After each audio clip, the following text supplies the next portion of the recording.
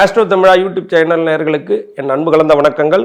நான் உங்கள் ஜோதிடர் ரத்னகுமார், மயிலாடுதுறையிலிருந்து. நாம பொதுவாகவே ஜாதகத்தில் கிரகங்கள் உச்சம் என்ன பலனை செய்யும், நீச்சம் என்ன மாதிரி பலன்களை செய்யும் அப்படின்னு சொல்லிட்டு நிறைய ஜோதிடர்கள் சொல்கிறத நம்ம பார்த்துருக்கோம். பொதுவாகவே ஒரு ஜாதகத்தில் ஒரு கிரகம் உச்சம் அடைஞ்சிருந்தா அவங்களோட கேரக்டர் எப்படி இருக்கும், அதே போல் ஒரு கிரகம் நீசம் அடைஞ்சிருந்தா அவங்களோட கேரக்டர் என்ன இருக்கும் அப்படிங்கிறத நாம் எக்ஸ்பிளைன் பண்ணி பார்க்கலாம்.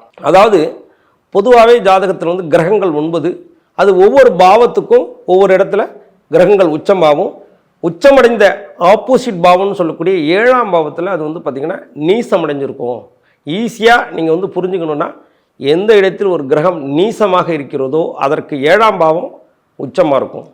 எந்த இடத்துல ஒரு கிரகம் உச்சமாக இருக்கோ அது 7ஆம் பாவத்தில் நீசமாக இருக்கும். உதாரணமாக அப்போ மேஷத்தில் சூரியன் அப்படி இருக்கார். சித்திரை மாதத்தில் பிறந்தவங்களுக்கு சூரியன் மேஷத்தில் இருப்பார். அப்போ சூரியன் அங்கே உச்ச நிலையில் இருக்காருன்னு அர்த்தம். அப்போ மேஷத்தில் சூரியன் உச்சம்னா அதற்கு 7ஆம் பாவம்னு சொல்லக்கூடிய துலாத்தில் சூரியன் நீசமடைகிறார். அதே சமயத்தில் துலாத்தில் சனி கிரகம் உச்சமடைகிறாரு. அதுக்கு 7ஆம் இடம்னு சொல்லக்கூடிய ஆப்போசிட் பாவம் மேஷத்தில் நீசமடைகிறார். அப்போ ஈஸியாக ஒரு விஷயத்தை உச்ச நீச்சத்தை ஈஸியாக மைண்டில் எப்படி ஃபிக்ஸ் பண்ணிக்கலாம் அப்படின்னா, நான் அதுக்கு என்னோடய கிளாஸஸில் கூட எல்லாருக்கும் சொல்லிக் கொடுக்குற விதம் எப்படி அப்படின்னா, எந்த இடத்துல ஒரு வேகம் அதிகமாக இருக்கோ அந்த இடத்துல பார்த்திங்கன்னா உழைப்புங்கிறது கம்மியாக இருக்கும். ஏன் அப்படின்னா, வேகம்ங்கிறது முதலாளிகள் வேகமாக ஓடுவாங்க, உழைப்புத்தன்மை முதலாளிகளுக்கு கம்மியாக இருக்கும். இதை ஈஸியாக ஞாபகம் வச்சுக்கலாம். அப்போ சூரியன்னு சொல்லக்கூடிய தலைமை பண்பு பயங்கரமாக இருக்கக்கூடிய இடத்துல சனிங்கிற கிரகம் நீசமடைஞ்சிருது. அதுக்கு 7ஆம் பாவம்னு சொல்லக்கூடிய உழைக்கக்கூடிய எல்லாருமே பார்த்திங்கன்னா பெரிய முதலாளிகளாக மாறுறதில்ல, முதலாளிகளாக மாறுறதுக்கான எண்ணத்தையும் கொடுக்கறதில்ல. அப்போ துலாத்தில் சனி உச்சமடைகிறார், அந்த இடத்துல பார்த்திங்கன்னா சூரியன் நீசமடைகிறார்.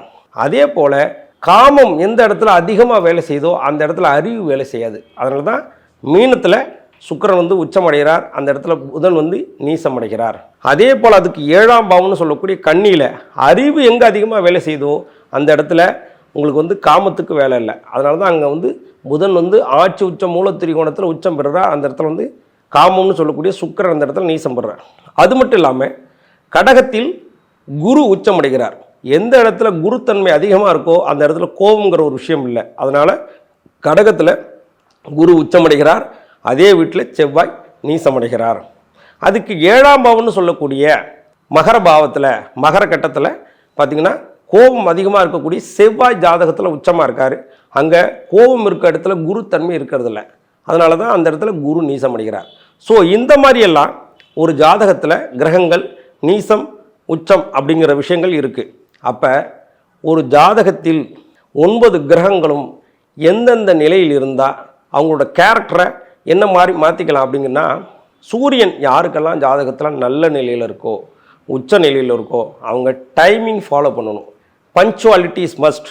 காரணம் என்னென்னா, சூரியன் தான் நீங்கள் தூங்கினாலும் அது காலையில் 6 மணிக்கு கண் விழிச்சிடும், நீங்கள் தூங்கலைனாலும் அது ஆட்டோமேட்டிக்காக 6 மணிக்கு மேலே கண்ணை மூடிடும். அப்படிங்கிற பட்சத்தில் சூரியன் யாருக்கெல்லாம் நல்ல நிலை உச்ச நிலையில் இருக்கோ அவங்களாம் டைமிங்கை ஃபாலோ பண்ணணும். அப்போ அடுத்து சந்திரன் யாருக்கெல்லாம் ஜாதகத்தில் உச்சமடையுதோ அவங்களாம் உணவு விஷயத்தில் ரொம்ப பர்ஃபெக்டாக இருக்கணும், டைமிங்க்கு சாப்பிடணும். சில பேர் பார்த்திங்கன்னா காலை உணவு மத்தியானம் சாப்பிடுவாங்க, மத்தியான ஃபுட்டை நைட்டு சாப்பிடுவாங்க, நைட்டு ஃபுட்டு நைட்டு 2 மணிக்கு சாப்பிடுவாங்க. அப்போ யாருக்கெல்லாம் சந்திரன் ஜாதகத்தில் உச்சமாக இருக்கோ நல்ல நிலையில் இருக்கோ அவங்களாம் உணவு விஷயத்தில் டைமிங்கை ஃபாலோ பண்ணுறது ரொம்ப சிறப்பு. அடுத்து செவ்வாய் யாருக்கெல்லாம் ஜாதகத்தில் செவ்வாய் நல்ல நிலையில் இருக்கோ அவங்களாம் உடலை நல்லா மெயின்டைன் பண்ணணும், ஹெல்த்தை நல்லா ஃபிட்னஸாக வச்சுக்கிறது ரொம்ப சிறப்பாக இருக்கும். கோபம் நிச்சயமாகவே அதிகமாக வரும், அதை பேலன்ஸாக வச்சுக்கிறது ரொம்ப நல்லது. அதே போல் யாருக்கெல்லாம் ஜாதகத்தில் புதன் நல்ல நிலையில் இருக்கோ அவங்க ப்ராப்பராக கணக்கு மெயின்டைன் பண்ணுறது, அக்கௌண்ட்ஸ் மெயின்டைன் பண்ணுற விஷயத்தை நீங்கள் ப்ராப்பராக ஃபாலோ பண்ணணும். அதாவது யாருக்கு எந்த பணம் கொடுத்தாலும் வரவு செலவுகளை நீங்கள் நோட்டில் மெயின்டைன் பண்ணுறது ரொம்ப சிறப்பான பலன்களை கொடுக்கும். அக்கௌண்ட்ஸை ப்ராப்பராக வச்சுக்கிறது, ஐடி கட்டுறது, அதே போல் பார்த்திங்கன்னா நம்பர்கள், நியூமராலஜி சம்மந்தமான விஷயங்கள், பெயர் மாற்றம், எண்ணியல் சம்மந்தமான விஷயங்களை ப்ராப்பராக வச்சுக்கிறது புதன் நல்ல நிலையில் இருக்கவங்க செய்யக்கூடிய விஷயம். அடுத்து குரு யாருக்கெல்லாம் குரு நல்ல நிலையில் இருக்கோ அவங்க நல்ல கோவில் வழிபாடுகள், ஆன்மீகம், குருமார்கள்ட்ட ஆசீர்வாதம் வாங்கிறது, இந்த மாதிரி விஷயங்களை ப்ராப்பராக பண்ணும்போது அவங்களுக்கு குரு நல்ல நன்மையை வேலை செய்வார்.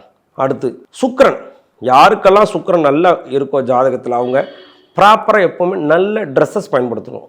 நல்ல ஆடைகளை பயன்படுத்தணும், நல்ல வாசனை திரவியங்களை பயன்படுத்திக்கணும், நல்ல சொகுசான காரில் போகணும். எங்கே போனாலும் பார்த்தீங்கன்னா லக்ஸூரியஸ்ட்டுங்கிற ஒரு விஷயத்தை நீங்கள் ஃபாலோ பண்ண அந்த சுக்கிரன் உங்களுக்கு மிகப்பெரிய அளவில் அள்ளி கொடுத்துட்டு போயிடுவார். அடுத்து சனி யாருக்கெல்லாம் ஜாதகத்தில் உச்சமடைஞ்சிருக்கோ இல்லை சனி நல்ல பாவத்தில் இருக்கோ, அது எந்த பாவத்தில் இருக்கோ அந்த சம்பந்தமான விஷயங்களை பெருமை பேசக்கூடாது. இப்போ ஒரு உதாரணத்துக்கு கும்பத்தில் சனி இருக்கார், அவர் லக்னத்துக்கு 2ஆம், அதான் கும்ப லக்னமாக இருக்குது, லக்னத்துக்கு 2ஆம் இடம் மீனத்தில் சனி இருக்காருன்னு வச்சுப்போம். பத்தியா எனக்கு தெரியுமா, நான் யார் தெரியுமா அப்படின்லாம் இந்த பெருமை பேசக்கூடாது. சனி எந்த இடத்துல இருக்கோ, ஏன்னா சனி எளிமையை விரும்பக்கூடியவர், அந்த இடத்துல தன்னுடைய பெருமையை பேசாமல் அந்த இடத்துல எல்லாமே இறைவன் செயல், எதுவுமே நான் சொல்லுங்க, எல்லாம் என்னுள் இருந்து என்னை இயக்கும் இறைவன் சொல்கிறான் அப்படிங்கிற வார்த்தையை நீங்கள் பயன்படுத்தும் போது உங்களுக்கு சனி பகவான் அள்ளி கொடுப்பார். எப்போவுமே சனி நல்ல நிலையில் இருக்கக்கூடியவங்க உழைக்கிறதுக்கு எப்போவுமே தயங்கக்கூடாது. அதே சமயத்தில் உங்கள் செருப்பு எந்த நிலையில் பிஞ்சு போயிருந்தாலும் புது செருப்பாக மாற்றிடுறது மிகப்பெரிய யோகத்தை கொடுக்கும். அதே போல் யாருக்கெல்லாம் ராகு உச்ச நிலையில் இருக்கோ அவங்களாம் நிச்சயமாக எண்ணெய் சார்ந்த உணவுகளை அடிக்கடி இன்டேக்காக எடுத்துக்கிறது, அதே போல் ராகுவோட காரகத்துவம்னு சொல்லக்கூடிய தர்கா வழிபாடு செய்கிறது மிகப்பெரிய யோகத்தை கொடுக்கும். அதே போல் கேது யாருக்கெல்லாம் ஒரு ஜாதகத்தில் யோக நிலையில் இருக்கோ அவங்க பார்த்திங்கன்னா காவி உடை அணியிறது, அதே போல் விநாயகர் வழிபாடு செய்கிறது, அதே போல் அருகம்புல் மாலையால் விநாயகருக்கு வழிபாடு செய்கிறது, இதெல்லாம் மிகப்பெரிய அளவில் வெற்றியை கொடுக்கும். அவங்க வாய்ப்பு கிடைக்கும் போது வேளாங்கண்ணி மாதிரி உள்ள சர்ச்சுக்கு அடிக்கடி போயிட்டு வர்றது மிகப்பெரிய வெற்றி அந்த ஜாதகருக்கு அள்ளி கொடுக்கும். நன்றி, வணக்கம்.